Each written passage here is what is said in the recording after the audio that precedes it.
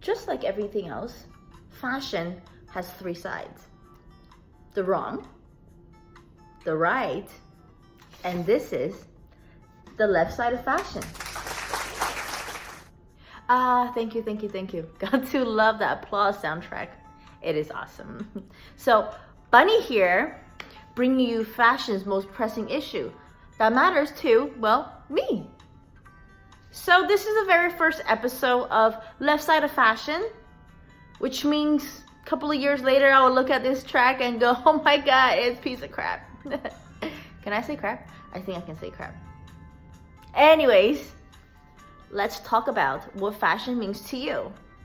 I was sitting with a couple of strangers at the bar, friends now. One of them asks, do I look fashionable? And the answer is always yes, from my angle. Because fashion don't have to be on trend.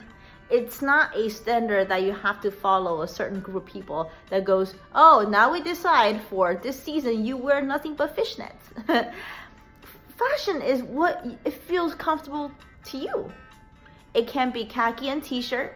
It can be a ball gown.